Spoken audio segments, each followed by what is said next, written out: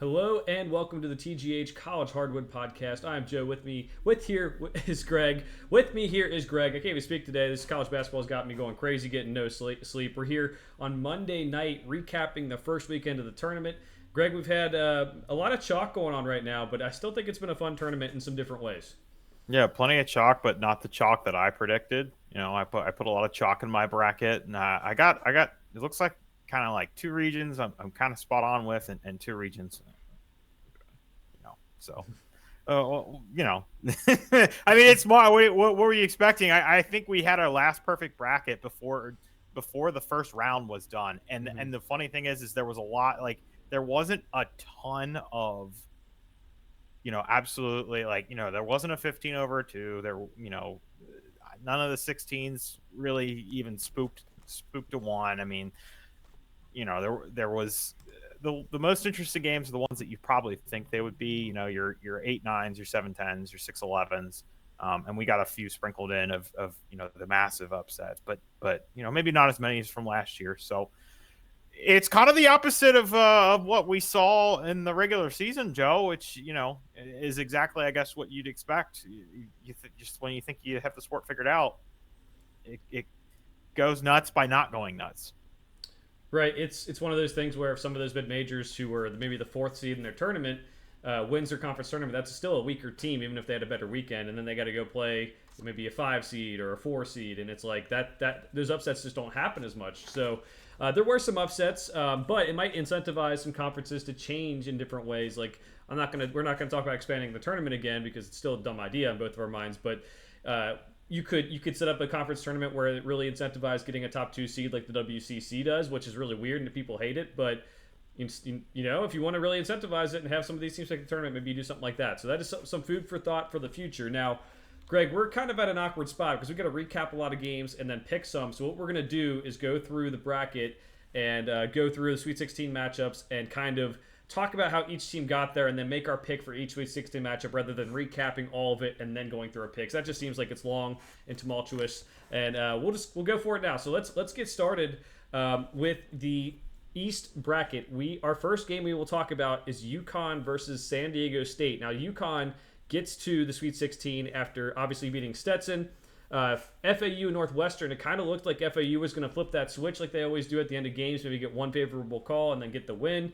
But Northwestern held them down, and it was unfortunate that Northwestern in the second game just had nothing left, and UConn honestly makes them look really good that they were able to stop a team that looks so good in round one. So, any thoughts about UConn's path to getting here, Greg? No, just obviously you already said that. They kind of you liked my Joe liked my tweet. He said I had good vocabulary. I said it looks like UConn's going to run roughshod through the field again this year, just like they did last year. Except last year they did it. They were not a 1 seed last year, so um, now it looks like we might have a better idea what this team actually is. And I picked them to win, and I'm probably not gonna. I can't imagine not to give our picks before we give our picks, but I can't imagine I'm going to stray from that. So that FAU Northwestern game was fun. Went into overtime. Overtime, it was done. And Boo Booey and Chris Collins shared a moment. It got sent all over Twitter.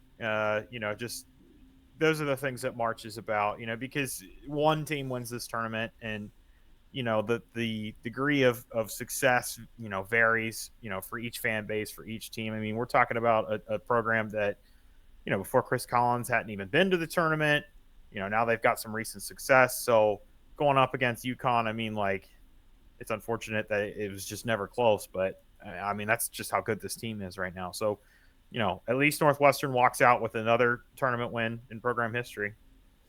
Absolutely. Ryan Langborg had a really huge first round, too. Got to mention that for Northwestern. He was one of the guys who had a big, I think, second round game last year for Princeton against Missouri. So good for him, too. But UConn, yeah, looking like, as you said in your tweet, Greg, going to run roughshod over everyone. Now let's get to the team they're playing. They're playing San Diego State. Now, San Diego State beats UAB in round one, which, I think they also beat Yale in the second round. I think they showed more offense than maybe we were expecting through this tournament so far, which is something to note. And then Yale beats Auburn. A lot of people had Auburn going pretty far this year, Greg. A lot of it had to do with analytics more than like strength of schedule or who they had beaten. But my Yale Bulldogs, they pulled it off, got the upset there.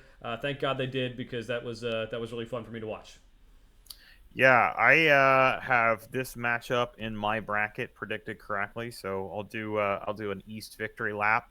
I did not have Yale beating Auburn, and we were doing these picks live, and you know I did put a lot of chalk, and Auburn was one of those teams I found it hard to quit. Like if you I don't know. I feel like if you'd have given me a couple of hours, like and like instead of me doing the picks live, Auburn's one of those teams that I really liked. Um, Obviously, Joe had mentioned Yale, so if you haven't seen that clip, check out our Twitter. Our handles are below us right now. But I mean, that Yale team put on a performance, and uh, it's again, and it's any time an Ivy League wins, it's memorable March. Unfortunately, they got obliterated in the last game last night, but they gave us their moment. So Mm-hmm. um, I had this little pod right, at least my Sweet 16. So I'll take that as a little victory. The San Diego State UAB game was a little closer than I thought it was going to be, but I guess with UAB, coming in hot, on not unlike another team we're going to talk about here in a little bit, but that kind of stuff can carry over. That kind of momentum, that kind of rhythm can carry over into March or into the tournament. Yeah, definitely. So you're going UConn, I'm pretty sure, with your pick. All right. Got it in the bracket. No reason to change it. Same here. I have this region, all the Sweet 16 teams in it. I'm going UConn. Not going to change anything. They look really good. I'm excited to see how they handle adversity in this tournament, because they didn't really handle it at all. They didn't have to handle it last year's tournament. And Iona, maybe the first half was the only game, and that was their first game. So I'm going UConn to beat San Diego State. Now, Greg, let's go to the lower part of the East bracket. We have Illinois going up against Iowa State. So to first recap how Illinois got here, Illinois beat Morehead State. Morehead State hit their first couple threes, and people are freaking out. Actually, there's one Illinois fan at the bar I was at, and he was freaking out a little bit. But Illinois, their offense comes through. They win that. And then Duquesne upsets BYU. Your A10 team, Greg. They upset BYU. They don't have anything else left in the tank, so Illinois is able to advance to the Sweet 16. Looking pretty good while they do it, too. Yeah, go figure. Duquesne shoots 33% from free in the game against Duquesne, and they lose. What did we say about this team? It's one of those teams we got figured out.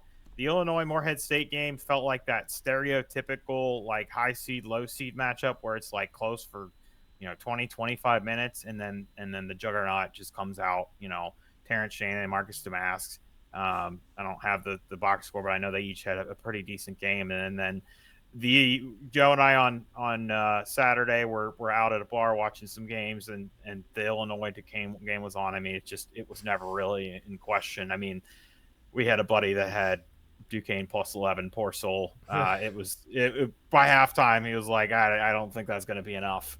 So Yeah, I will say good for Keith Dambrot to get that NCAA tournament team before he retires and takes care of his wife, who has cancer right now. It was an interesting storyline with BYU being underseeded, and they admitted on the selection show that it's because they can't play on Sundays. And Duquesne, everyone thought, got overseeded and should have been like a 13 seed. That was the reason why I picked Duquesne betting wise, not in my bracket. I was like, yeah, I think BYU still win, but I thought like they had a lot to play for Keith Dambrot and that seeding storyline. Now for Iowa State looks like one of the best teams in the tournament so far, Greg. No problems with South Dakota State. They end up beating Washington State.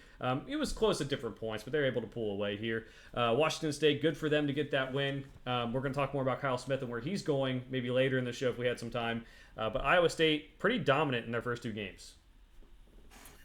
yeah, they again with that first matchup for Iowa State, it was close for a while, and then they just kind of got out in front. That Washington State Drake game was actually pretty interesting. It was back and forth for a lot of the game, and Drake was up like I don't know if it was like I'm looking at the scoring thing. It looks like the biggest late lead they had. There was like 6 minutes left, and they were up like 7 or 8.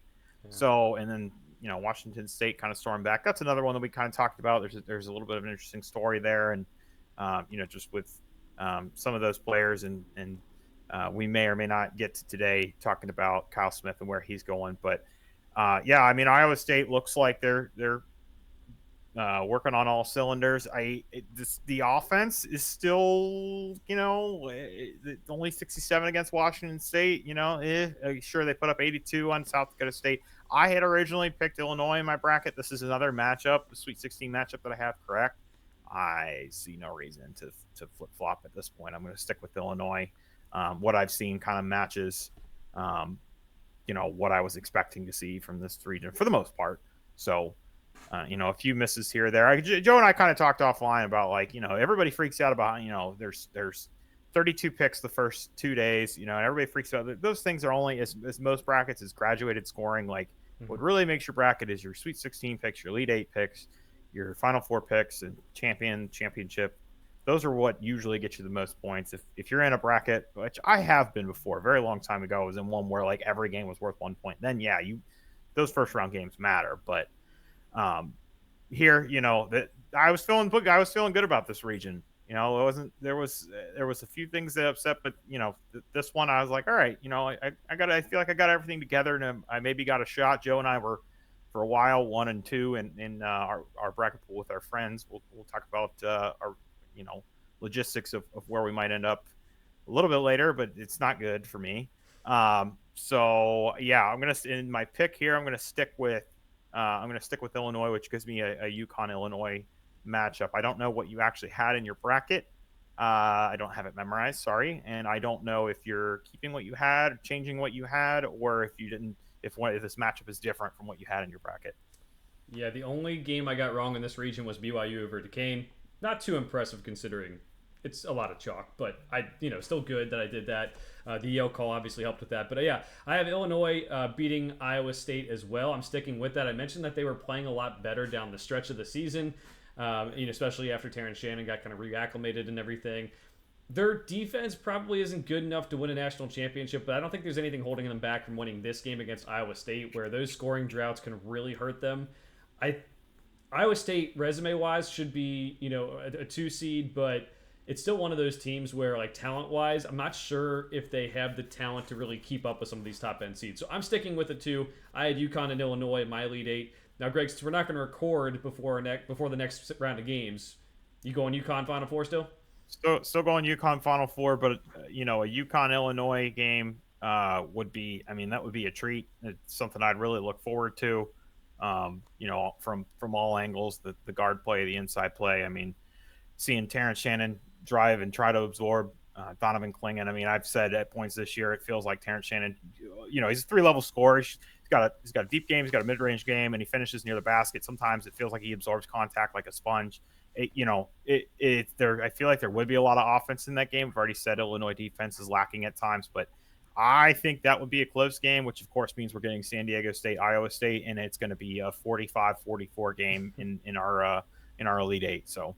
Well, if defense wins championships, yeah, I guess that's what's going to happen. I'm going UConn to win that game as well. I have UConn going to the final. I know you have UConn winning it all, so I'm sticking with it. There's nothing that says that we saw in the first weekend that makes me think UConn is not going to be in the Final Four, and we can talk about when the matchups get tougher, but nothing to make me change my picks there. Let's go to the West bracket, Greg. We'll keep on going up and down the bracket here. We have UNC getting to the Sweet 16 to play Bama. UNC beat Wagner in the first game. Wagner only had 7 scholarship players, one of the most unique things you'll ever see from an NCAA tournament team.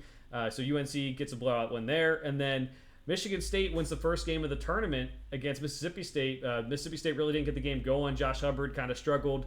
And then UNC and Michigan State were pretty close for a while, but then UNC just ran away with it. Just too much firepower is what they had. So good for UNC to get here. If I were going to pick one of the 1 seeds that I thought would have been upset before the second weekend, because it usually does happen in the last couple of years at least, it would have been UNC, but they handled that second round game pretty well. Yeah, I definitely, in my bracket, I had UNC Mississippi State, and I ultimately had UNC winning that second round game. But I could have seen that stringent Mississippi State defense, along with the factor of Josh Hubbard that we talked about, really causing Carolina some problems, and that's not what actually happened. And for a little while in this game, Michigan State really jumped out and were ahead of. This was one of the early games or mid afternoon, maybe it was like I think it was like a 2 or 3 or 4 o'clock or something, but uh, it really looked bad, and it was like, man, is Izzo going to Izzo again? And then Carolina, once they came back and took the lead, that was pretty much it. Just one little, shouts to Wagner. Obviously Joe said, only got 7 scholarship players. Well, they get their tournament units from winning their playing game. I think that's the only playing game I had wrong. I'm pretty sure I picked Colorado Grambling, although Montana State was up on Grambling for a while, so um, that was looking pretty bad for a while. Colorado State played an 8th grade boys team, and they won in their first 4. Virginia, whoever that is, and then Wagner beating Howard. I think that was the only first 4 games. So I'll give myself a little pat on the back for that. So First 4 games are tough. They're tough. Hey, I still think that we should be picking those games, and you shouldn't get you shouldn't get the slash pick. You know what I mean? You shouldn't who did I pick? I picked Colorado. Well, we can talk about it later, but I was going to pick Colorado to beat Florida, but and I said I would have picked either Colorado or Boise, but I believe if I didn't pick that game right, I shouldn't get, it's part of the bracket. But I would say that's my soapbox for the day. They don't have to count the first 4 as points, but you're right. I think if you're going to take the risk and take a team from the first 4 to win the next game, then you should have to pick between the 2 teams. Like, the team you picked in the first 4 is the one that moves on. But here we are. We're probably going to have more teams added to the first 4 here soon, so we'll see. So UNC's in the Sweet 16. We also have Alabama. They get there after beating Charleston. Charleston plays a similar pace and style that Alabama does, but Alabama's just much better. And then they beat Grand Canyon after that. That game was actually really exciting, other than we had a kid, lady, person screaming in our ears on the broadcast. The whole game, that was awful. I know Grand Canyon games are loud, but I feel like they handled the audio a little bit better from some of the games I watched where they played at Grand Canyon. So that was annoying, but Alabama gets the win. Nate Oates makes the Sweet 16 again.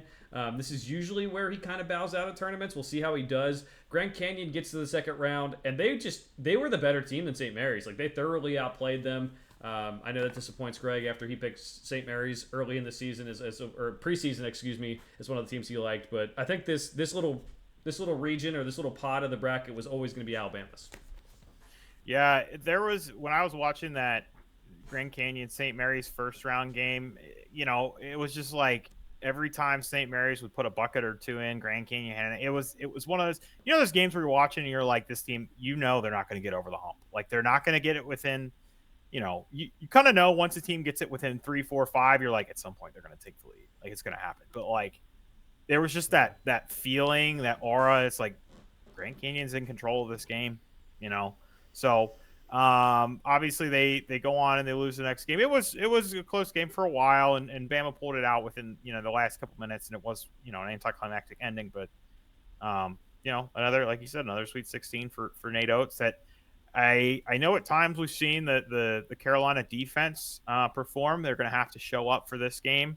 Obviously, Bama puts up 109 on Charleston, but that's a team that kind of runs with them. 72 on Grand Canyon. So, we'll have to see. I think if this game gets into the 80s, like the high 80s, we could be looking up, and all of a sudden Alabama's in the Elite Eight. That's probably the recipe for how they get it done. So. I know Carolina's not one of the slowest teams, but they might want to slow this one down a little bit.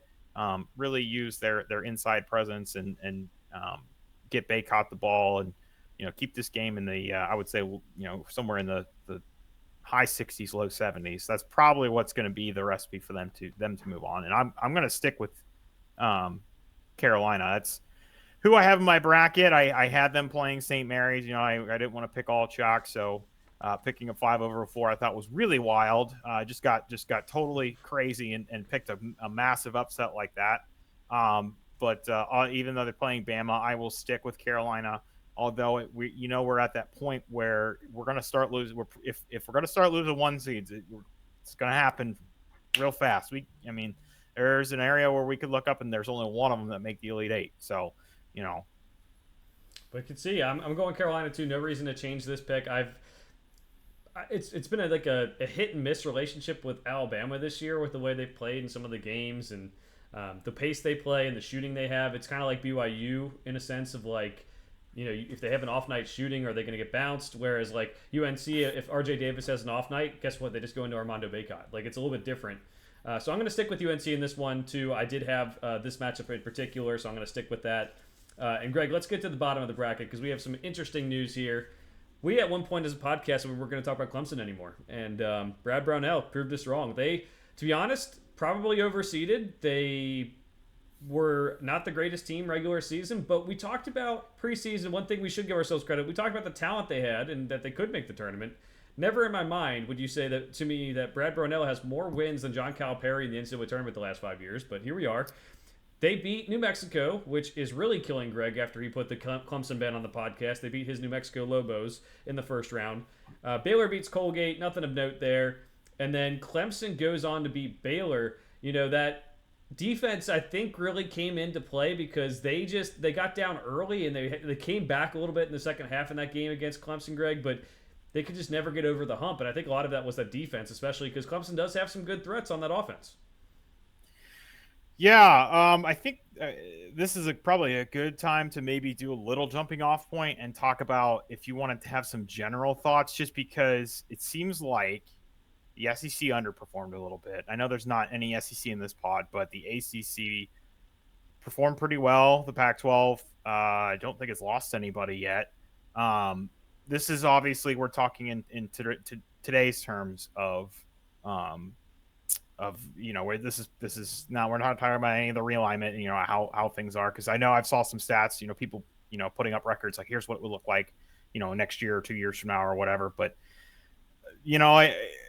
I gotta say, Joe, like we heard some mutterings, hey, the Big 12, blah, blah, blah. And here we are, especially this Clemson Baylor matchup, another ACC Big 12. And of course it's Brownell, who made some comments, in the season. And I mean, look, normally I don't like taking this tournament and making bigger, kind of generalizations from it. But when you look across the board and things are happening, the ACC is performing well, the Pac-12 is performing well, it's hard to ignore that kind of stuff.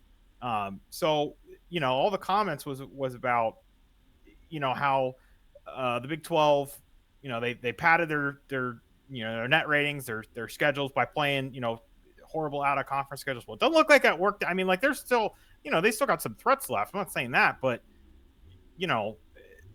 there was definitely, like, I had Baylor in my Final Four, and I know you had said, hey, they might have the talent to do it. Well, here they get beat by an ACC team that we thought was nothing.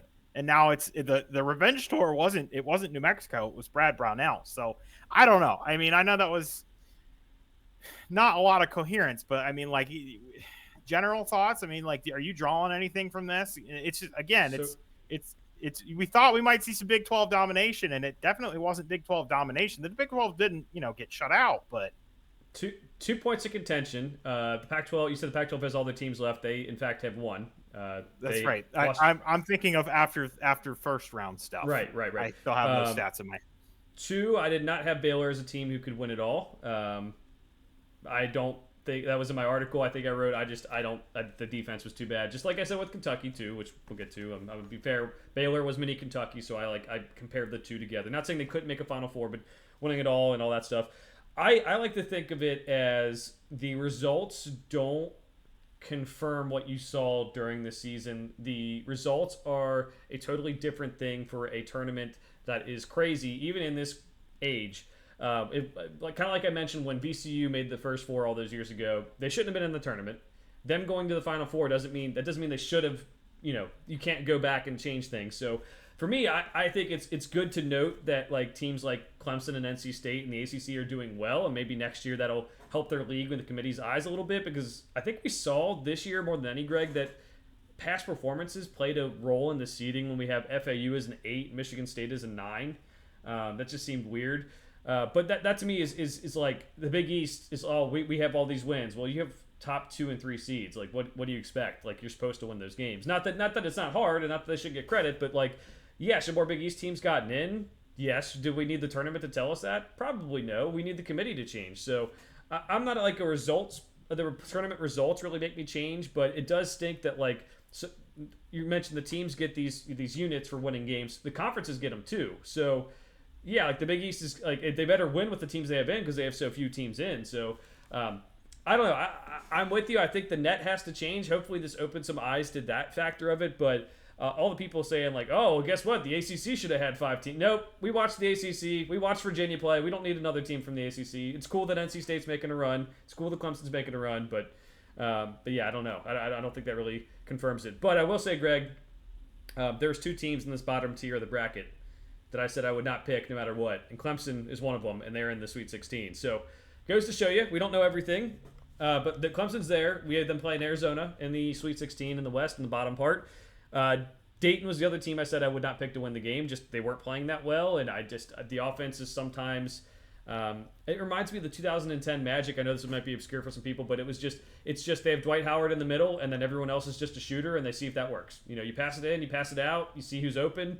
That was not the most coherent basketball, but they got the win over Nevada. The Mountain West took a hit in this tournament as well, besides San Diego State, which seems to be the only Mountain West team that ever shows up in the tournament the last 4 or 5 years.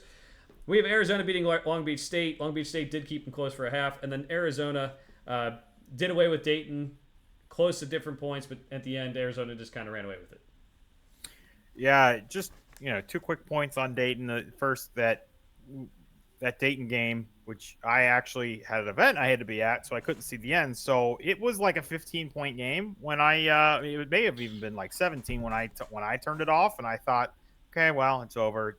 They finished the game on what? It was like a 24-4 run or something. So exhilarating, thrilling. I mean, I look back at my phone when I'm done, and I mean, it's just blowing up with texts. My wife and all her friends, and they're all freaking out, So what a win. And Joe, I know it got tossed around, but we want to make sure we mention it here because I knew it as soon as I heard it. They were talking about the last comeback of this type. It was Nevada was on the other side of it. Yep. It was that Nevada Cincinnati game a couple years ago, and I am 100% positive I missed the end of that game too. I had an event that day, and I came out and looked at my phone, and it was just blowing out. And so for whatever reason, I don't know what it is with Nevada, but I can't get my schedule straight with them. So the Arizona Dayton game, I mean, like it was, this year, I think, and there's been some tough comments on, Grant, the last couple of years, obviously it's unfortunate the tournament got canceled the year they were looking really good, but,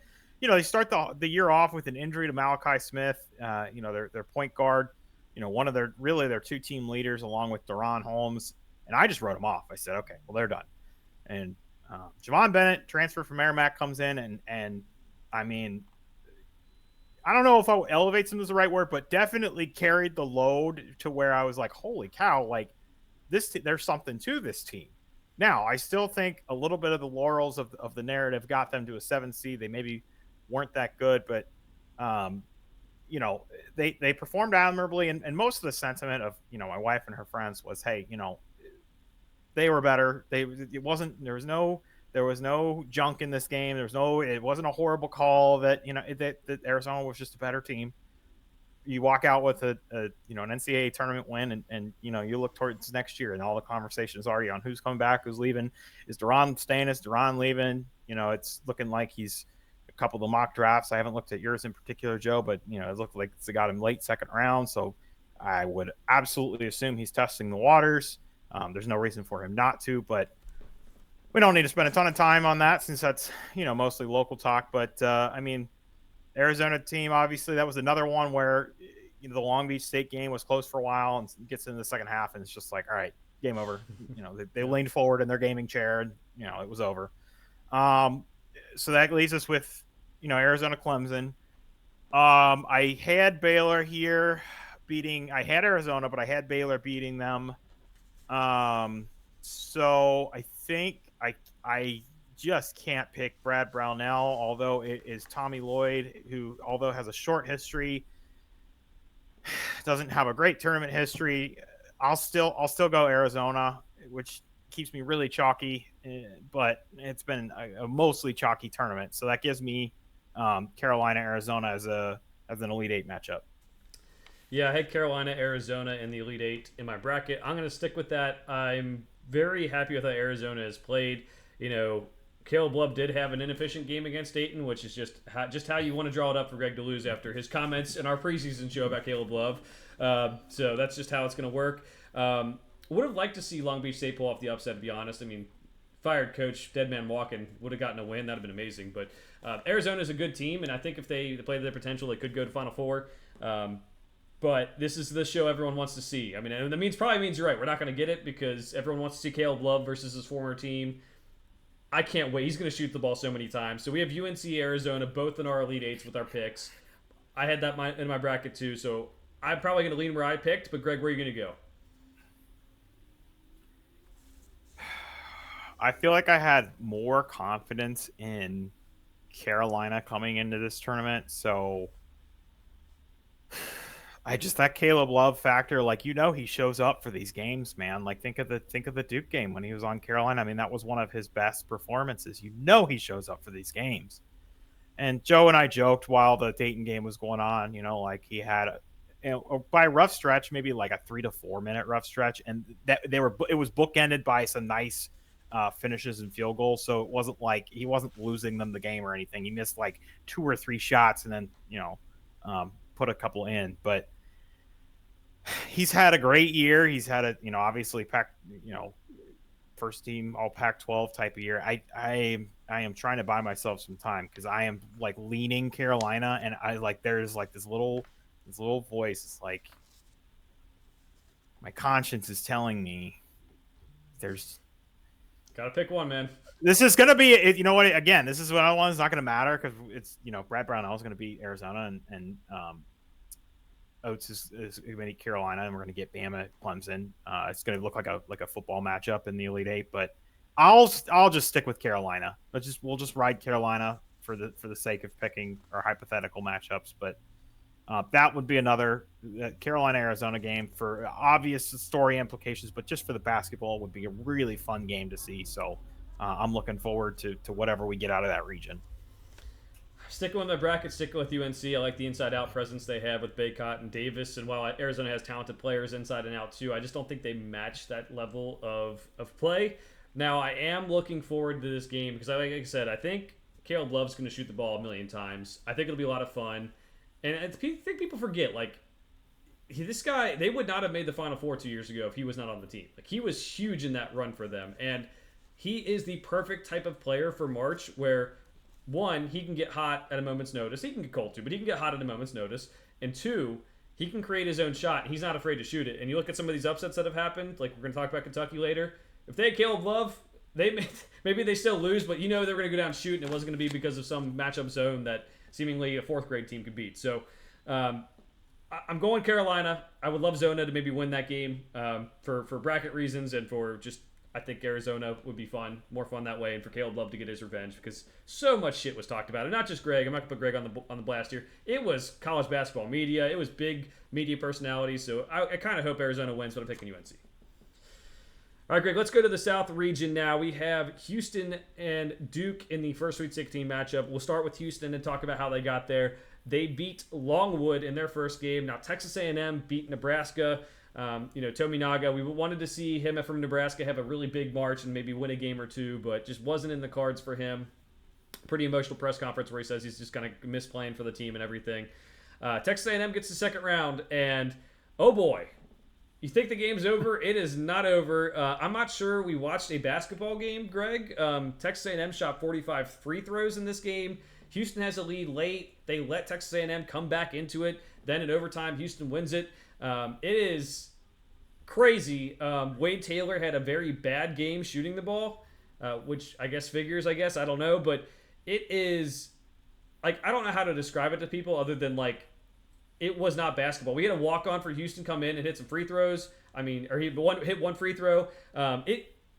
This was like an event. Like, if you were watching the first, 18 minutes, you're sitting there, or first 38 minutes, you're sitting there saying, like, okay, Houston's going to win. Pretty boring. And then at the end, it's just like, it's a circus. It's a football game. It's everything you could have not wanted in a basketball game, but Houston gets the win. Yeah, so I had a little boost on this game. I had which is dangerous with the Houston defense, but I had the Houston over, the Texas A&M over, and it was one of those I did one of those like same game parlay insurance things. Mhm. So I just was like, well, let's just say Houston blows the game wide open, and I didn't do the regular line. I think I did Houston like -12. So with like a minute and a half to go, with 2 minutes to go, I'm like, all right, like I'm almost positive the margin was 12, and I was like, man, like they're going to be right on it. And if you think about it, we already talked about Texas A&M was on the other side of one of these kind of things. There was less time, but they did this to Northern Iowa a couple of years ago. Joe and I talked about that in person this weekend. Now it's now obviously they don't finish with the win, but a couple of funky things happened, and I think it was Sharp fouled. I think Sharp fouled out first, and then Shed fouled out, and they were started running out of bodies. My favorite part of this game is that Ryan Elvin in the box score officially has 0 minutes, but 1 for 2 from the free throw line. I love that. That's got to be an all timer. Guy that's played like I know they said it, how many games he's played. It's not a lot, but he goes in. He makes the in the overtime period. He makes the free throw to make it a 2-possession game. And then from there it was over. But it was the Anderson Garcia 3. That's your March moment. There's 1.5 seconds, 1.2 seconds on the clock, and it just looked like the ball is under the basket, and I would have to. I'm not watching the play right now, obviously, but like it just kind of looked like the Red Sea parted. Not a pun because it's Houston, but like there was just this perfect passing lane, and there he is, and the pass is a little low, and he picks it up, and I mean, it was straight money. And I mean, like, it was one of those things that in the moment, that was my favorite part. You see him he went straight to the ground and put his hands on the back of his head. Like, he knew how big of a shot that was. Like, sometimes there's that, that shock factor or whatever. I mean, like, that's one of the best shots. They don't know win of the game, but that's one of the best shots of the tournament. Yeah, and I think people who are like, there's some people criticizing like celebrating when you still have game to play after that, because obviously Anderson Garcia's team lost. One of the best tournament moments of my life is Kentucky and Patrick Sparks hitting that 3 against Michigan State. It was to go to overtime. They ended up losing that game, but you just remember how like you feel in that one particular moment. He goes nuts. I'm going nuts in my house in 2000. I think it was 2005 against Michigan State. He goes over and gives Billy Packer, the color commentator, a high five. It is crazy. So I'm never going to tell someone not to celebrate just because you go to overtime. Yes, you have to refocus. You have to play better. But Texas A&M was punching above their weight the whole time anyway. So yeah, two things on that. One, I feel like more often than not, we say that the team that was coming back has the advantage. So what do you think they're going to do? They're going to do there was a clip a couple of years ago of the baseball player. It was a college baseball player whose pitcher got thrown out. So after the player in particular hit a home run, he just walked back to the dugout like this, no celebrate. What do you think? You think they're going to do that? Like after of course they're going to celebrate, and you would think they would have the energy. It looks like the other side usually looks like the balloon, deflated. Like, oh, we got to go to overtime. We were just up 12 like a minute and a half ago. So I would not. You got to celebrate those moments. I'm sure the feeling of elation there. Those guys they're still going to talk about that for the rest of their lives. I mean, that shot. That so far that's the shot of the tournament. The other thing, you just reminded me of, talking about. I mean, like my favorite Xavier game is, and I know I've said this to you before, but I don't think I've said this on the pod, is one that we lost. It's the Xavier Kansas State game. We had finals the next day, and I didn't care because this was a late window game. Game goes to double overtime. It felt like, Gus was calling the game. I mean, yeah, we lost the game, but I mean, it was in that game had, the hair on the back of my neck standing up. It was just like every second there was, somebody was hitting a deep shot or, something clutch was happening. So, I mean, this is what it's about. Again, there's only one team that walks out winning this tournament. That's it. So, you got to celebrate what you can. We get one shining moment at the end. It's not, they don't just, do a clip of the team that won the championship, and here's all their highlights. It's the It's the overall story, Mm-hmm. So, I mean, that moment, is going to be replayed for years and years. Like, people might forget, of course, if Houston goes on and wins the title, the narrative will be different. But, like, if Houston doesn't win the title, people might forget that they won this game. But that shot will be played when you look up Google, 2024, March Madness highlights, that's going to be in there. That shot will be in there. So, Yeah, I think there's one other shot in this region that might be better. Greg, we'll get to. There's not been a lot of like buzzer beaters or last second shots. There's been a couple last second shots or last couple second shots. I guess we should phrase it that way. But yeah, it's a big shot. You got to celebrate it. Texas A&M again punching above their weight, trying to knock off a one seed and a very disciplined one seed in Houston too. So good for them. And I think it's going to take some fearless guards and to beat a team like Houston in the future. So we'll see how that goes in the next round, especially because we have Duke up next. And we'll talk about how Duke got there. So Duke beats Vermont, kind of close to start. Again, they blow them out in the second half, kind of pull away. James Madison beats Wisconsin. They look like the better team from the start to finish. Not even really close. I think that was a little bit surprising to people because Wisconsin has had the talent, but maybe some chemistry issues, maybe some rotation issues they got to figure out for next year. And then Duke kills James Madison. 38 points, I think, was the total that they beat him by. And they, the bigger thing here is, Greg, that Jared McCain has it going. 15 points in the first game, and then he just goes nuclear in the second game. Like, it's hitting everything from three, and that's what we talked about all year, Greg. I know we're going to make our pick here and talk about some of the keys here, but if Duke has Jared McCain playing like that, which he has not played like that all year, it's been up and down, and it's gotten better throughout the year, but it's not been like consistently good like that. If they have Jared McCain playing well, they can win the national title. If they don't, then they're probably getting bounced by Houston this round. Yeah, 30 in the James Madison game, which wasn't even close. 8 for 11 from three. That is 72%. Holy cow. 15 in the Vermont game. I mean, he's been cooking 15 plus. Like really since February. So we were saying we were looking for that. Kind of that next man up, like who's going to be that next scoring threat for Duke. And the funny thing is like at this point, like Jared McCain's, more noteworthy than Kyle Filipowski's been like the last 3 or 4 games, which is not the story I thought we were going to be looking at. Right. But the team, that just gives this team a little bit of, being multidimensional instead of, I know at points this year we just said, it's just give the ball to Filipowski, and he was struggling at times, but this is going to be a fun game. This Houston Duke game. I wanted that James Madison Duke game to be closer. It would have been interesting to see James Madison go to the Sweet 16. After obviously beating Michigan State earlier in the year, and then kind of fading into the Sun Belt. Losing a few games, but then getting this win here. Wisconsin, they just kind of flattened out toward the end of the season and came into March playing. I picked Wisconsin, but not confidently. So I got that one wrong, but it wasn't surprising to me. But let's see for this Houston Duke game. So I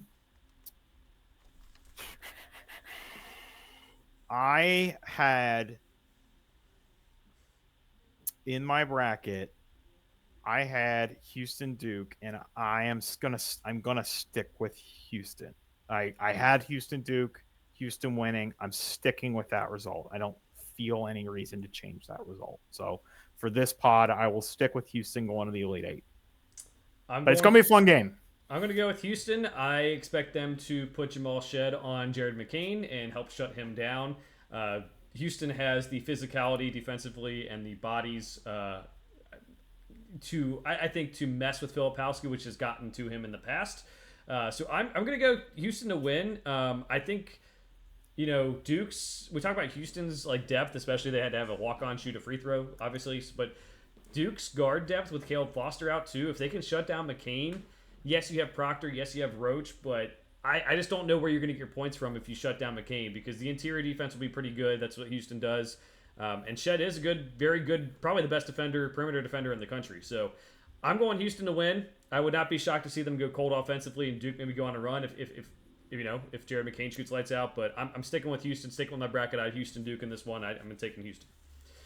All right, so the pot of the bracket that gets a little bit dicey. We have UK. We have UK who's supposed to be here, Greg, for both of our brackets, but they are not. We have NC State, and then we have them playing Marquette. So let's start with the NC State path. NC State beats Texas Tech in the first game.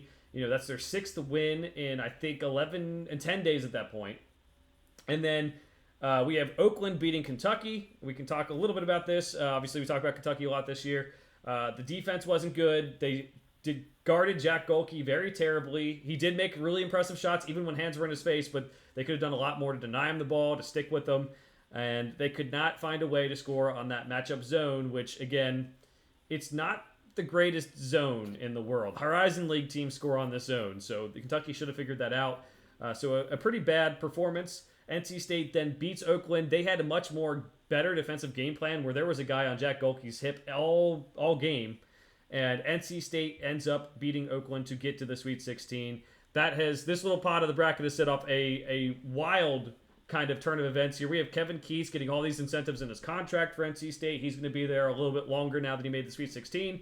We have John Calipari on the hot seat, possibly leaving on his own volition because the fan base is pretty toxic right now with people who want him to gone. It's probably, I'd say 80% of the fan base wants him gone, 20 want him to stay.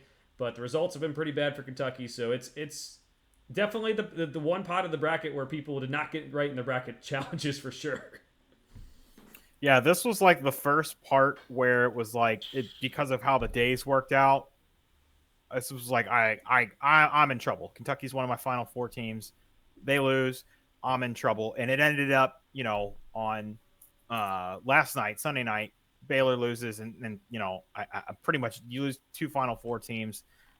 Then you're going to start looking at everybody else's brackets, and you're like, well, I need this to have. You're going to start cheering against yourself, kind of thing. Like once you lose two Final Four teams, you're probably done, unless it just goes crazy. But it's been mostly chalk. So in terms of this, I mean, I had NC State over Texas Tech. I just wasn't super high on Texas Tech. I'm not saying again that one singular game proves anything or disproves anything about Texas Tech, but NC State's obviously been hot, and then they got lucky enough to play Oakland, and though that game was very close for a very long time, goes to overtime. They finished it off. They head to the Sweet 16. That Kentucky Oakland game, I mean, it was back and forth, and you just thought this did not become one of those, the little guy's in it for a while, and then Kentucky storms out, finishes the game, and I don't know. I feel like you being a Kentucky fan, you're going to have more better things to say and more coherent things to say than I would. The only thing I'm going to talk about is kind of the things you already said. The Calipari stuff, the fan base and whatnot. I don't have any super big analysis.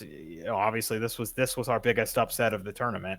I would find it hard for you to argue anything else unless Oakland would have gone on to win the next game. You could have made an argument even with NC State as an 11. Like I would have at least heard it. That them making the Sweet 16 is bigger and better. But still, this is our biggest upset of the tournament, and this Kentucky team that I had high hopes for, and it's just where's that program going to go now? But good on NC State. They're playing good ball, and they're playing Marquette. Joe, we can get into how Marquette got here in terms of the tournament, but Marquette's one of those teams that we've been teetering on. Obviously, the Big East has they perform well in this tournament, but there was times where Marquette, we've talked about, hey, is Kolek going to show up? Well, I'll let you do the introduction, but game on the line, 1 point game, and who drives baseline, goes out to below the free throw line and makes a little floater, playing old man YMCA basketball. It's Tyler Kolek. Yeah, one more thought about Kentucky. I do think if you're going to fire John Calipari, you have to have someone lined up first. And I'll put it bluntly, coaching has never been worse in our lifetimes in terms of trying to find the next coaches. We've had so many coaches retire early. Even Roy Williams, Coach K, Jay Wright, Jim Boeheim, all in the last couple of years. So if you go to try to hire, Brad Stevens or Jay Wright, everyone expects them to say no, right? So who's the next guy on the list, Greg? I mean, as people are saying, Scott Drew. He just turned down the Louisville job. And honestly, I don't think Scott Drew works at Kentucky. You do need someone who is more of a rock star in that position. And he is a very good coach, just not the fit for the program. So Sean Miller's been thrown out there. I don't know about that one either. So it's a very tough situation of who you would hire. What about, and this again, this is just spitballing. This is I just like what comes to my head first. What about Brad Underwood? You think he's a big enough name that Kentucky would go after him? You think, nah, he's not a big enough. It's, He doesn't bring that. I feel like most of the time a Kentucky coach is going to carry a little bit of star power. I'm not saying it's a necessity for the job, but you got to be able to handle, no, more than you do elsewhere. no, I think that's better recommendation than I've heard other people say. Like I've heard people say, "Oh, just go get the next mid-major coach." Like that's not. This is Kentucky. They're not going to do that. They're going to get someone in a big team, and that would be a good fit for them. I'd say calling someone like Billy Donovan as well, who seems like his time in the NBA is going to be done here soon. Obviously did well at Florida. I think that would be good too. So it's going to be a weird. It's probably like the news is going to break here in the next couple of days, either tonight or maybe tomorrow. So we'll be sure to talk about it next week. But that's just something you have to think about. Well, I almost feel like if we're losing Jay Wright, Jim Boeheim, all of these guys, I don't know what kind of circles. Obviously, Billy Donovan's in the NBA now, but I feel like depending on what kind of circles Billy Donovan's running in, people might kind of give him like the, hey, dude, you don't want to be involved. College basketball is different than when you left. So my gut feeling is they have a better chance of luring someone that's been in the current environment, the current atmosphere of college basketball, than bringing someone back who, I don't think you could get, like everybody wants to throw out, oh my goodness, the Celtics from Brad Butler. Stevens. Now, Brad Stevens. Everyone wants to throw out Brad Stevens just because of He's this not. No. obvious success. You call him. You know, You call him. yeah, of course. But like, I don't think you're going to be able to get one of those guys. Even with your brand being Kentucky, I just think Yeah. the way college basketball is different now. It's probably going to have to be someone, that is used to this. And But that's the problem is it's going to be a very uninspiring hire no matter who they get because that's just where the state. There's no John Calipari who just like took Memphis to the finals, right? Like there's no one even like Dusty May just got hired by Michigan. We might talk about that later, but like it's there's no one next up is kind of the thing. Like Shaheen Holloway at the Seton Hall, maybe like I don't know. It's just there's no one who's at that level, and there usually so like is. if you forget, like, just forget what program they're with, or not forget what program they're with, but just think about success that they've had. Scott Drew would probably be on that list, and we are, he's probably not leaving. I'd think Hurley would be on that list, but UConn's not a job. He's not a job. Right. That's the conversation now day to day is is UConn a blue blood? I think yes. We can get into that another day, but he's not leaving that. So you start looking at what you would say is maybe like the those are your top tier guys right now. So you're starting to look at what's your second tier look like. Right. It's either going to be an up and comer or what's your second tier. And I think uninspiring is a good way to put it. It might still be a good hire, but I think it's not going to be one that would like break the internet like it would in the past, like the type of coach that they would go after, because you're right, it's not, that guy is not out there right now. Right. It just doesn't exist. You're right. You said Brad Underwood. You could do TJ Otzelberger as well from Iowa State. So like, there's guys you could hire who are good coaches, but like, it's not going to be the same, and that's the difference. Like, you go and get Rick Pitino from the Knicks, and you go and get Tubby Smith from Georgia, who had some success at Georgia, and obviously you get Texas A&M's coach, where Billy Gillespie, even though it didn't work out, coming off all those years Texas A&M where they like had 3 seeds in the tournament. There's not anyone like that. Like, even Scott Drew, it just doesn't feel like he has the MO to be Kentucky's coach. But also, there have been, they had the ups with the national championship. There have been some downs too. And obviously, you would fire a coach who lost this year in the first round for a coach that lost in the second round this year. That's just, it's one of those things. Kentucky did win the first round game last year. So that's all I'm saying. I'm sure we'll talk about it at some point in the offseason too, who they hire. Is it a good fit? Can they get someone from the NBA? Is there anyone out there who is good enough for this job? Does Calipari come back and maybe convince some of his players to come back with them? Because, that could be a way that eases the fan base. If Reed Shepherd comes back and they get Jamal Mashburn in the transfer portal, Kentucky fans will go nuts. So maybe that's the thing. I don't know. But just something to think about as we go through here. Joe, I just want to read a tweet that just popped up. I'll just read it. from Matt Norlander. Here's the latest out of Kentucky per a source. Calipari, who's set to appear in his local radio show in 30 minutes. This was posted about 30 minutes ago. And AD Mitch Barnhart have yet to meet, but will meet tomorrow. Intent of the meeting will focus on significant program improvements, not necessarily separation. Yeah. I find it hard to believe that he's coming back next year.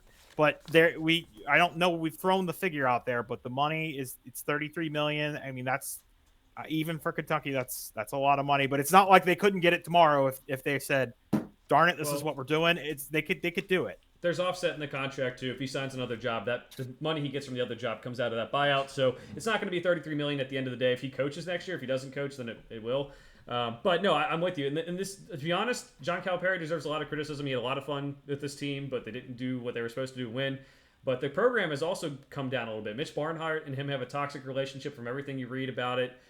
They can't work together, and that is a problem. But also John Calipari's made comments about, hey, we need new facilities, we need new this, we need new that, and they just haven't gotten it too. And that's a program. There's not just a head coach problem here. There's a program problem right now. So as much as I think John Calipari's time is done, I don't think it's all on him. I think there just needs to be massive program changes. And if he does come back, then you better be fixing everything else: assistant coaches, the facilities, everything, because this is Kentucky. It's supposed to be winning championships, or at the very least getting to the second weekend or beating Oakland. So. All right, let's go back to the tournament, Greg. We'll have some more coach talk at the end here. Maybe quickly we'll do that. But we have Marquette as the other team. You mentioned Tyler Kolek stepping up big. Now, Western Kentucky did play them close. Bijan Robinson's bracket depended on it, but he ended up losing that one. But Marquette goes to the Sweet 16. They end up beating Colorado in the second round. But Colorado's big moment of the tournament so far, Greg, KJ Simpson hits the game winner for them, 102-100 regulation game. Now, they come back really late in this game, too. And if you don't have two TVs, I had two TVs going with Colorado, Florida, and also the Yale-Auburn game at this point. You probably missed this because you're probably going more to Yale-Auburn because there's upsets happening. But then Florida cuts down the lead. Walter Clayton played out of his mind. KJ Simpson gets the back bucket. Unfortunately, they lose to Marquette. Marquette, like some of these other teams we mentioned, looks like one of the better teams in the tournament. Shaka Smart, second weekend of the tournament since 2011 with VCU. He was very emotional after the game. So pretty cool story here. Yeah, I think I forgot to mention this to you when we were in person. But so when that Colorado Florida game happened, I was at the gym riding the stationary bike. So there was a TV in front of me with I think it was Yale Auburn on, and I had my phone on Colorado Florida. Mm-hmm. And when the shot hit the front of the rim or the side of the rim, my phone froze. Uh-huh. So I had to close YouTube TV and reopen it to see that it actually ended up bouncing around and went in. And I was like, that is the worst possible time. It was like that Kawhi Leonard shot in the playoffs. Yep. It was a game, they were exactly. Game 7 of I can't remember how many times it bounced now, but my phone it couldn't freeze like 2 seconds later. Like it has to freeze right then. Like guess that's what I get for going to the gym, but so yeah, that was a fun game. The Colorado Marquette game was a lot of fun. Joe knows that I had a 4-leg parlay that included Marquette beating Colorado in that was the last game, and it was $10 to win 80. So I asked the guys at halftime. I said, hey, Colorado's like plus 600, should I hedge a little bit? And people told me yes. And I said, I just said, forget it. And of course, I mean, Colorado just starts hitting buckets, hitting threes, hitting shots, and it becomes a close game. And, Marquette finishes it out, but had to make me sweat a little bit. So, well, I told you not to cash today. That's quitting. So I'll take credit for that. Well, you told me not to cash out, but I was talking about doing a hedge so that no matter what happened, I was hedging. I was going to make some money. No hedging, no cashing out. Now the prime play there would have been not cash out my big bet, but hedge and then cash out the hedge. Yeah, that's the stock market. That's how I should have played it. In a perfect world, that's how I should have played it. Well, I couldn't have known that. We'll have to put a disclaimer on here. We're not saying that the big gambling is like the stock market, like in a way ESPN did, where they're going to get in trouble because they said gambling is a risk-free thing. Gambling is not risk-free. We all know that. So just make sure we have our bases covered there. Even though I doubt we're going to be trolled by people at the governments. But let's go, Greg. We have NC State and Marquette. in this game. 11 seed versus a 2 seed. Tough matchup here. Who are you going with? Yeah, so I had Marquette here, but I had them playing UK, and I had UK going on. NC State is hot, and I know they're going to get a couple days off, but like I just feel like this steam is going to run out at some point, and I think it's going to be this game. It's a fun story. Congrats to them on making the Sweet 16. I think Marquette wins this game, which gives me Houston Marquette. Real chalky 1-2 matchup. Joe, who you going with in the NC State Marquette game? Yeah, UK beat Marquette in this game originally in my bracket, but I'm going Marquette in this one. This is, I mean, Shaka Smart he slayed the demon. He's in the second weekend now. Kolek looks pretty healthy after they held him out of the Big East tournament, so good job on them for doing that. But I've mentioned a player that I've liked all year long on Marquette, Cam Jones, in more a way that I think people just don't understand. He gets hot, man. It's tough to guard him. He got hot in the first weekend, especially the first half against Colorado. He was on fire. I think that's the difference here. You have Kolek who can pass and shoot. You got Cam Jones who can shoot. I think that's going to be the difference. Marquette's going to win. As much as I would love to see DJ Burns going on, I think might be a matchup of my two favorite players left in the tournament, honestly. We have Cam Jones and DJ Burns, but Marquette moves on. So Marquette and Houston for both of us. Greg, who's making the Final Four?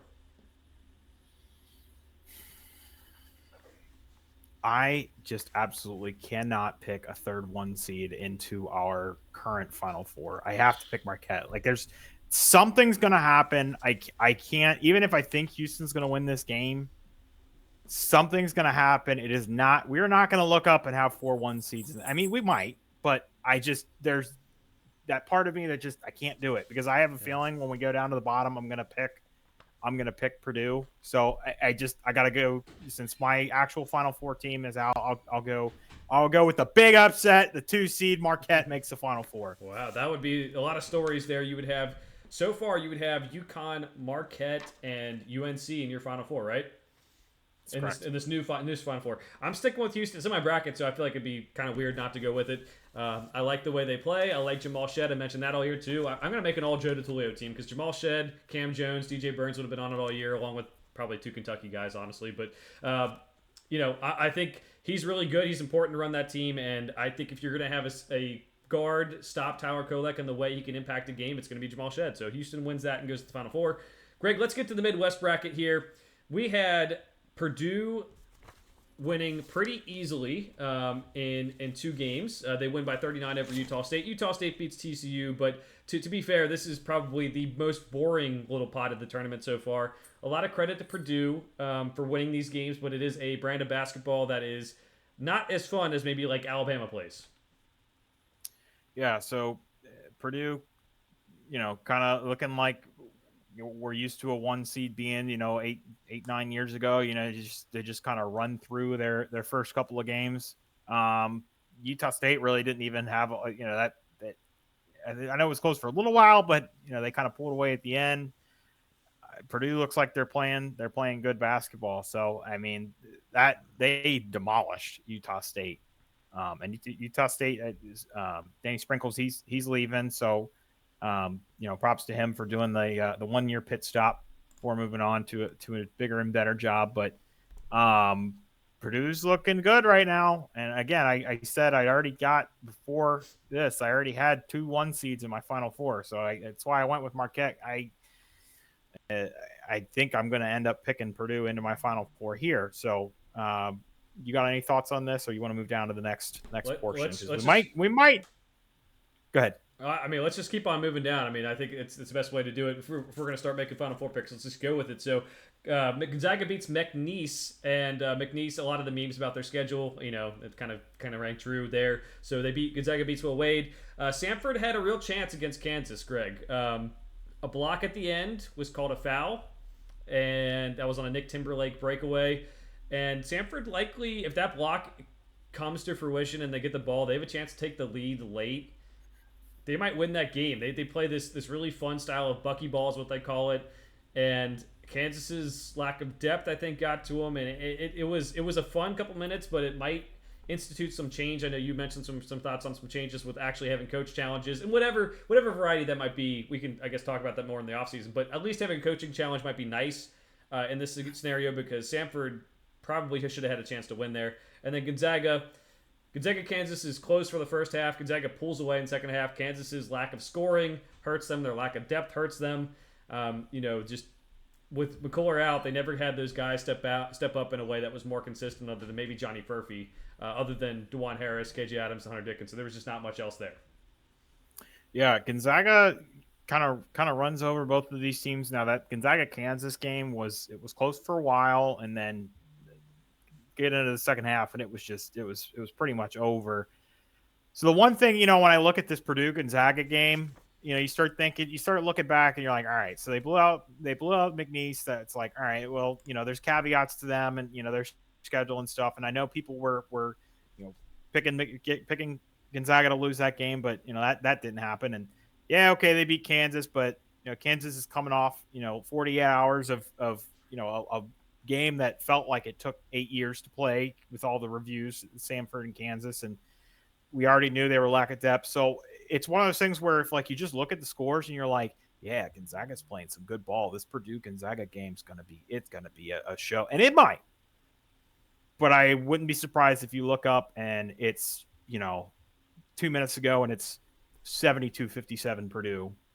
Because this is a little bit Gonzaga got a nice draw. They got a 4 seed that's shorthanded, and they got a 12 seed that people were liking, but we know they had a little bit of a light schedule, even though they did put together their conference tournament and whatnot. So I have Purdue in my bracket. I'm gonna stick with that. I don't see any reason. I actually did have Gonzaga as well. I had this matchup right. I just thought it was going to be. I picked Samford to beat Kansas. We don't need to spend 30 minutes talking about it. That Samford Kansas play has been talked about.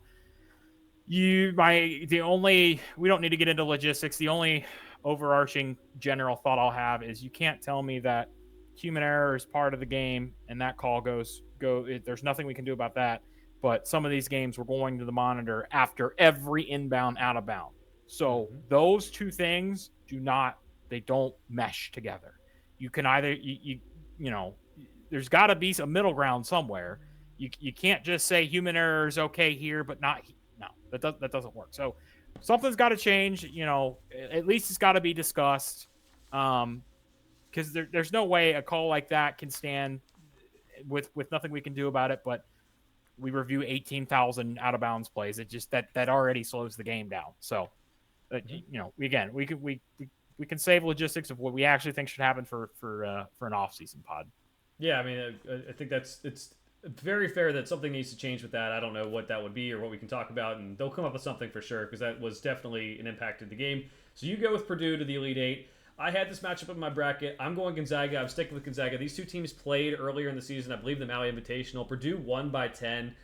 Now, I'm not saying Purdue isn't better than they were back then, but I think Gonzaga is much more better than they were back in Maui. I think they are a much better team. They've come together. Let's not forget, January, we're talking about them missing the tournament, and now they're a 5 seed in the Sweet 16. I think Mark Few is one of the coaches I trust the most in this bracket who's left to stop Zach Edey. Now, Gonzaga doesn't have the most depth, Greg, but what they do have is a bunch of big guys. So they have, the guard depth is what's the issue, right? So you could throw fouls at them. You probably want to keep Graham Ike away from Zach Edey because he's a guy who fouls a lot.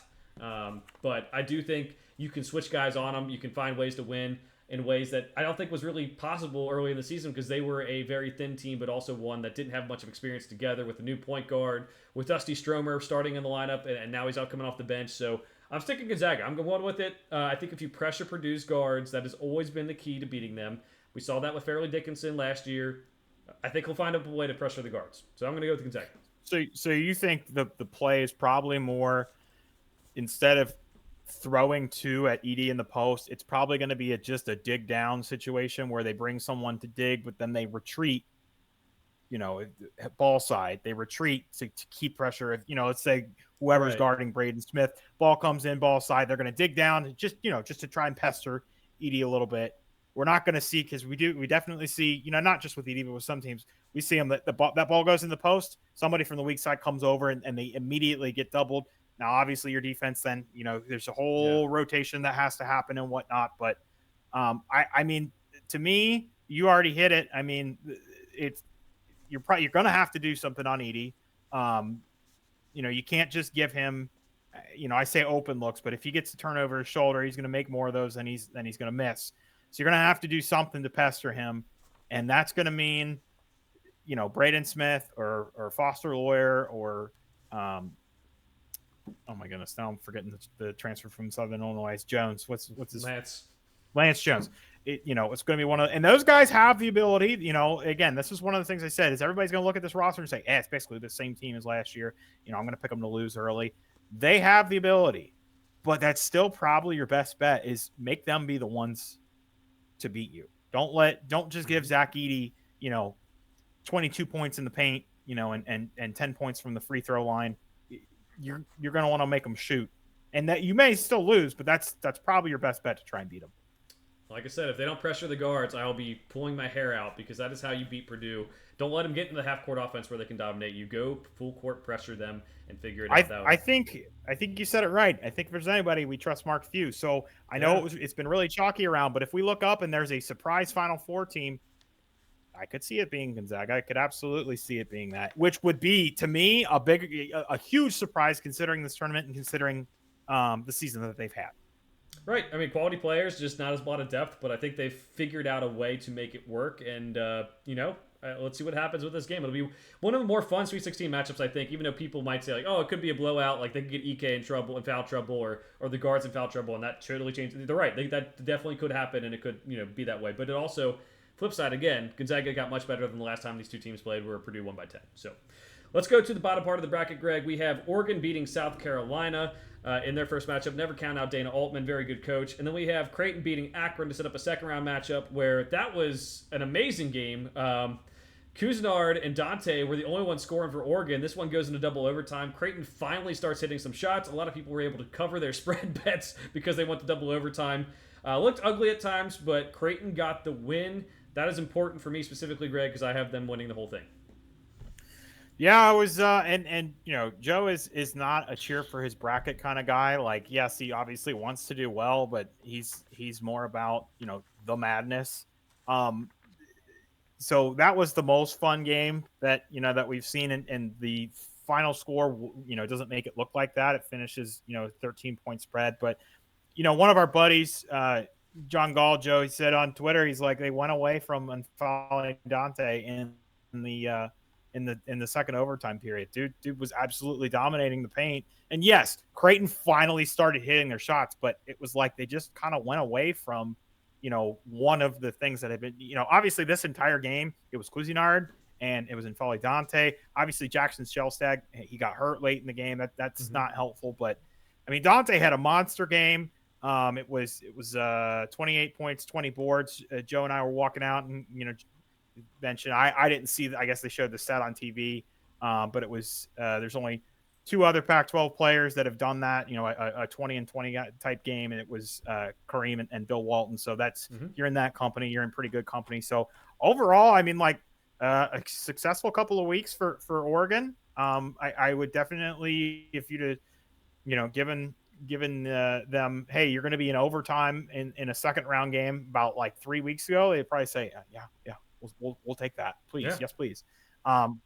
They get into double overtime against a team that, as Joe thinks, and I would agree, I'd pick it, but I would agree, probably has the ability to win this whole thing. Creighton's kind of not come full circle, but, they had a little bit of ups and downs, but I think they're becoming more complete than they were. They're definitely playing good ball right now. Akron was, they hung with them for a little bit, but again, that was your stereotypical, all right, we get to the second half, bigger guy leans forward in his gaming chair and says, this game's over. So had a lot of fun. That was that Creighton Oregon game was the last game on Saturday. And, so I got to the bar with Joe. I sat down around it was like the middle of the very first game. I think it was like 1:30, and I don't think we left until what time? I don't know. It was 12:30, 12:45. Right. I didn't. You left to take Rondo out. I didn't leave.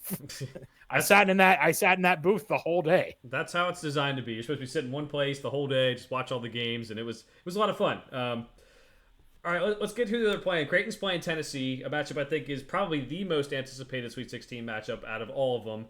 We have Tennessee beating St. Peter's. Peacocks couldn't get it done again as a 15 seed. Then they beat Texas. Texas beat Colorado State in the first round. Colorado State looked like they ran out of gas. And then Tennessee beat Texas. It was a game where it was a rock fight pretty much. I mean, Tennessee ends up winning 62-58. Dalton Connect had 18 points. It's not like we usually see Tennessee score a little bit more these days because of Dalton Connect, but Texas made it look close. Tennessee was in control pretty much the whole time. Yeah, Colorado State in their game against Texas had, I believe it was 11 points in the first half. So the Mountain West really showed up, winning a first 4 game against Virginia, and then basically saying, all right, San Diego State, you go ahead and take it from here. The rest of us are done. Actually, Nevada played about 35 minutes of good basketball and then just, forgot how to play. Right. But other than that, yeah, the Mountain West pretty much, didn't show up. So everybody can make fun of me and, whatnot. They didn't deserve 6 bids, blah, blah, blah. All right. Never again. If they do this again to us, I'm going to be so pissed. Like, Seton Hall, Providence, so many other teams who were on the St. John's would have put up a better fight. I know I'm saying all Big East teams. Indiana State, I would much rather have that. We're not manipulating the net anymore. Net means nothing. Apparently, in some cases, it means it to the committee too. Sometimes it doesn't, but that's it's all right. I think we could have had a better tournament if the Mountain West was left out altogether. Unfortunately, buddy. Fair. I can't argue with it. Well, other than Nevada blowing their huge lead, that was fun. But right. All right, let's go Creighton, Tennessee pick here, Greg. We'll see what you got. Yeah. So remember, I did say like, hey, if Tennessee messes around and Dalton Connect has an off game, well, 5 of 18 from the field against Texas, 18 points, 1 of 8 from 3. So that's their game, right? I think if they get another. And it's wild that 18 points is a stinker for him, but considering how well he's played and considering that shooting performance, yeah, that's for him. That's a stinker. But important to note that he was the one that knocked down the free throws that sealed it as a 2-possession game against Texas. So I do get curious, how Creighton is going to approach this. I got my first thoughts are like, is Trey Alexander going to be the one to guard him? So yeah, I have this matchup in my bracket, and I have Tennessee winning, and I'm tempted to overturn that and pick Creighton, but I'm not going to. I'm gonna keep Tennessee. And I'm going to assume Dalton Connect just does what he does, finds a way to get his own and, gets them into the next round. So the only thing I don't like is it seems like who's had an up and down year.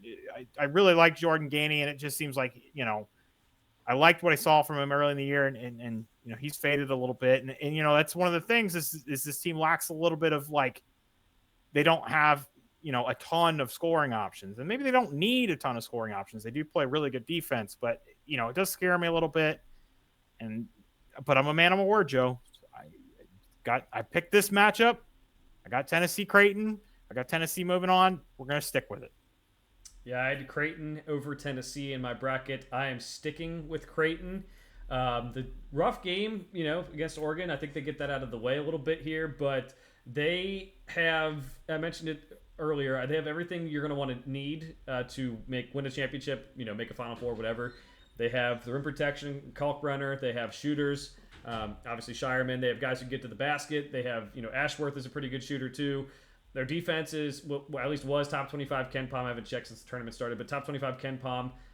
So they can get this done. I think they can stifle Dalton Connect a little bit, get the win. I do think this might be their toughest game. I know Purdue looks good and everything, but I think this might be a better matchup for them because their Tennessee star is this perimeter scorer, and you're right, the defense of how that matches up is different than if Creighton moves on and it's Purdue Creighton. You have Kalkbrenner, who's probably the best suited in this tournament to stop him. I mean, dude's won Defensive Player of the Year in the Big East twice in a row now. So going Creighton, sticking with it. So I'm going Creighton to beat Tennessee. Greg, that means we have a different matchup for this Midwest bracket. You have Purdue and Tennessee, and I have Creighton and Gonzaga. So Purdue and Tennessee, as I forgot last time when we were going over, they've already played this year. Mm-hmm. I am this is what I have picked. Just going to stick with what I have. I'll stick with Purdue going to the Final Four, which is what I had picked originally in my bracket. Cool. I'm sticking with Creighton. All my Final Four teams are left. I'm going to continue to pick those guys. That will not obviously happen. That's just I picked it for a reason. I believed in it, so I'm going to stick with it. I really like this Creighton team. And as mentioned, you have Kalkbrenner to match up with Zach Edey. I'm not saying he's better than him, but he can play him to a T better than anyone else in this tournament probably. And then you have Creighton's guards are better than Purdue. Purdue's guards have come a long way this year. Creighton's guards are better. So I'm taking Creighton to go to the Final Four. I'm sticking with that.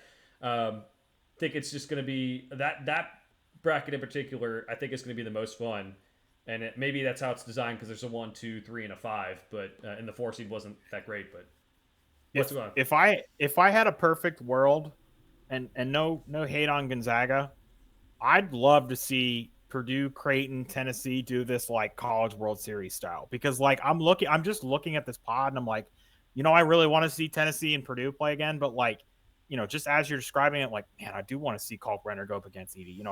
I do want to see some of these guards, go up against Purdue. I mean, I'm not going to be upset as long, with whatever comes out of this, because the other end, it's either Creighton, Tennessee is going to play a Purdue or Gonzaga. Well, I was trying to put a thought together, and I literally just said the 4 teams that are there.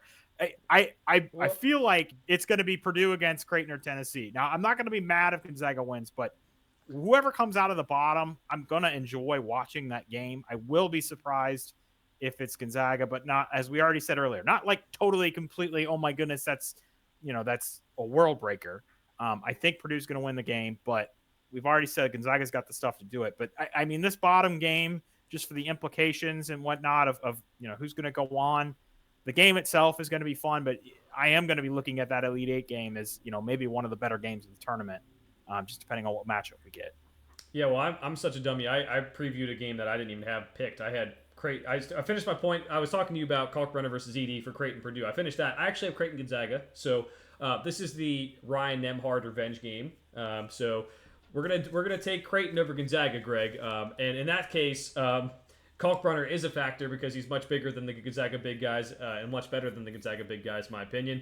And the guards, I think, are better for Creighton, which is just ironic considering the circumstances of that. So Creighton for the Final Four still. Either way, I like the matchup there for whoever they get the next round. But like I mentioned, this game against Tennessee might be their toughest game.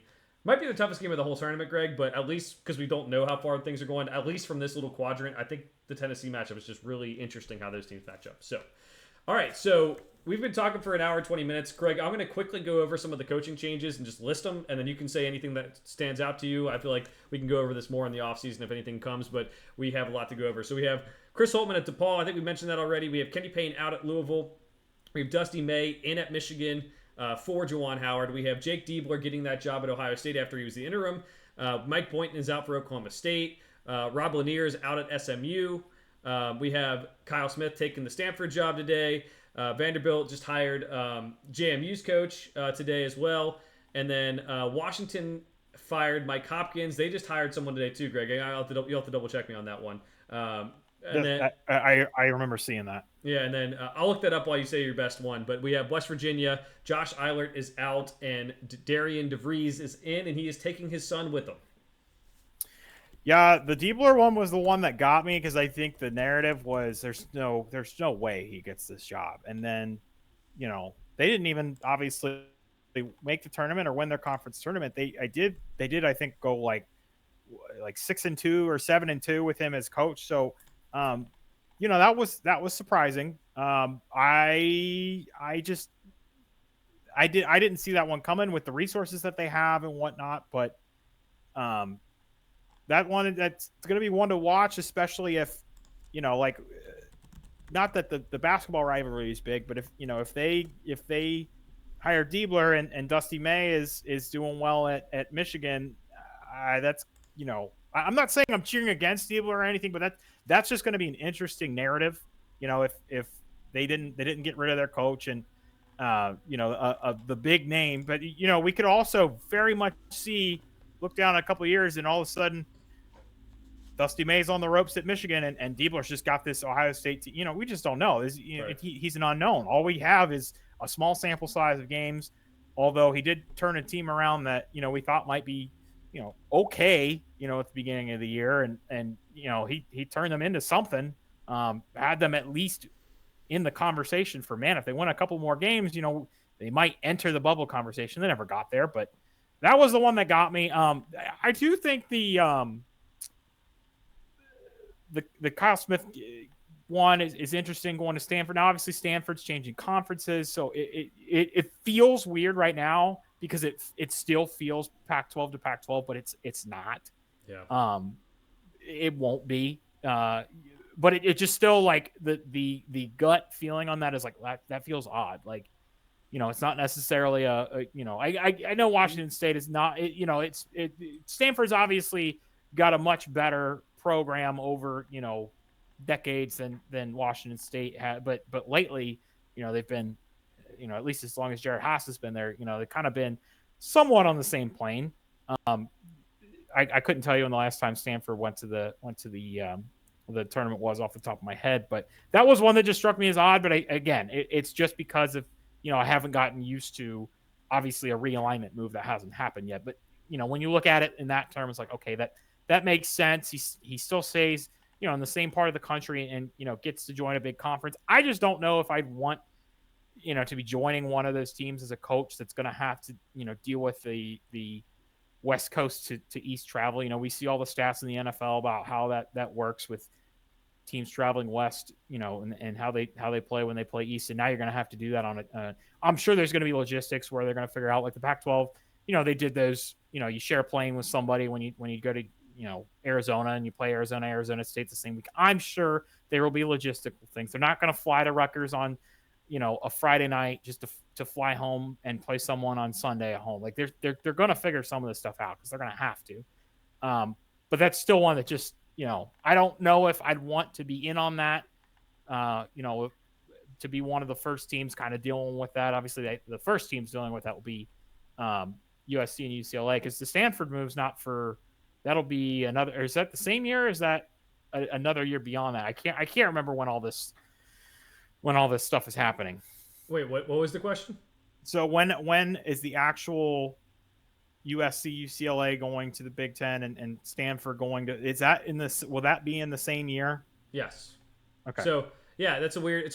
You would think it's a lateral move. I like that you said that, but it's not. In terms of Washington State's future is very up in the air, and the money they'll have coming in. So anyone in the right mind would be getting out of that situation. And also, Greg, the one we missed, Washington, we already mentioned it, Danny Sprinkle. So that'll be interesting for him. I think that'll be a good hire. I do question West Virginia's hiring of Darian DeVries. Drake's had some good seasons, but I kind of feel like maybe underachieved. I don't know if that's the right word, but like they haven't won in the tournament. They've had chances the last 2 years. Is after Tucker graduates, like what's that look like? Can you bring in talent? You just got rid of Josh Eilert and gave him 1 season. I know he was interim, but like the players really wanted him, and it seemed like the program wanted him. And like, oh, he lost people in the transfer portal. Well, he was there for like 2 seconds before people started transferring. Like, I don't know if that's totally his fault. So that's one I'll say I don't really know how that one's going to go. I liked Byington to Vanderbilt as well, but we'll see how that goes. So, Greg, any final thoughts for the week? I don't think so, man. It's just it is. You look up around the bracket, it is kind of chalky. One of our friends made a comment, like, oh, it's been a boring tournament. And I think we said, maybe that's the wrong word to use. I think there's obviously not been that Cinderella, that breakthrough team. The only candidate would be your NC State. Obviously Oakland won a game, but everybody, it feels like everybody wants to see, a double-digit seed, that isn't from a power conference, make it to that second weekend, have something to talk about. But sometimes when that happens, like last year, we end up with some games in the second weekend that are just plain boring. So hopefully this means we get some really good basketball Thursday, Friday, Saturday, Sunday this week.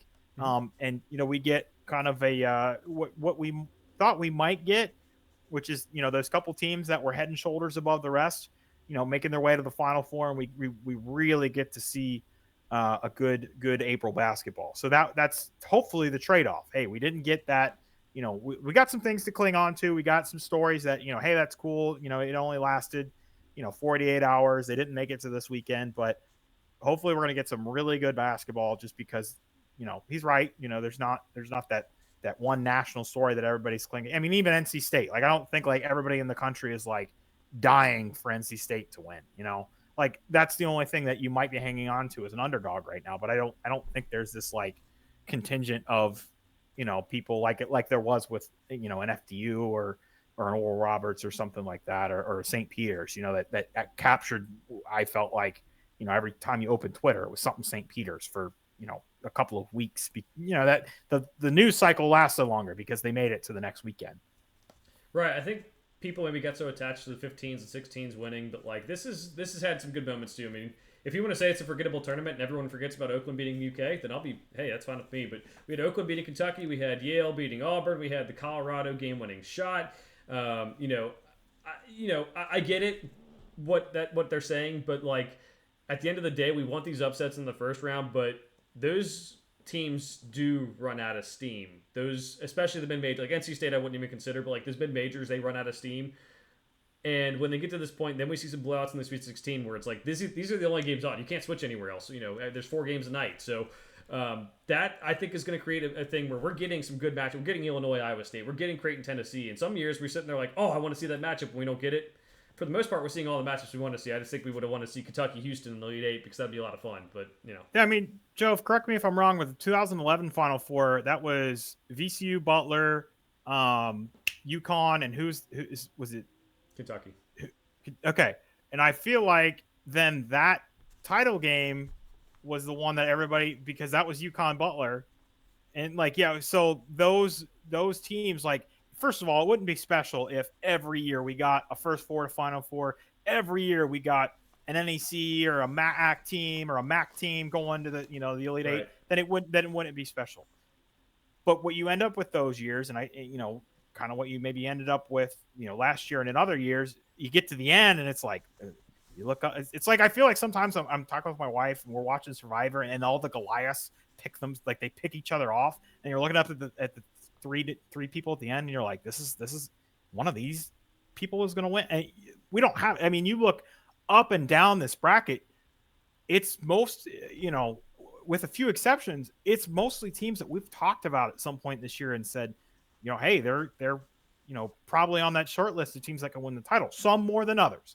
Your Purdue, your Houston, your UConn, they're on another tier, but there's still other teams, hanging around in there that, hey, this Illinois team's got potential. This Carolina team's got potential. Arizona's been really good at times. There's a lot of good teams left, which should lead us to some good basketball and not a Final Four. And I mean, like, you could probably write the script for a bad Final Four would be like, I'm saying bad, would be like Clemson, Gonzaga, NC State, San Diego State. Like, that's probably like, I'm air quoting this for people that are listening. That's like your worst case Final Four. And that's not, I would like to bet, a lot of money that that's not going to happen. I think the other teams are good. But even if that happened, I mean, like, San Diego State was in the championship game last year, and that's your worst case, like, I just don't think there's any way we look up like kind of we did last year, and the Final Four just like looks kind of wonky. I really, even if you draw up the worst case scenario, I don't see one that you look up and you say, that's really odd looking. Yeah, the 2011 championship was the one, I believe, in Indianapolis, and it was the Lucas Oil Stadium was still new, I believe. Maybe it was Houston. It might have been Houston. Either way, it was in a football stadium, so the shots weren't going down. It was very low scoring. That's something that could happen to good teams too, so I won't put total blame on that. But we have a situation where that's going to happen again in Arizona. So things can happen. We could have UConn playing Purdue, and a lot of people want to see that matchup, and it's like it's a bad game too. So you can't always judge it that way. But I am expecting to see some good games down the stretch, which is not something we always see. As you mentioned, last year was sometimes a tough watch in these later games. But we'll be watching. We'll be appreciating. My final thought is to remind everyone to like and subscribe on YouTube. Like and subscribe wherever you get your podcast. It helps us out as we go along. As a reminder, we'll be back next week. We'll recap what happens on the Sweet 16, in the Sweet 16, in the Elite Eight, and then we'll make our picks for the Final Four, as well as talk about any big coaching news that might be coming down the pipes, whether it's John Calipari, Kentucky, or somewhere else as we go along here if Louisville hires a coach too. For now, thanks for watching. We'll see you guys next time.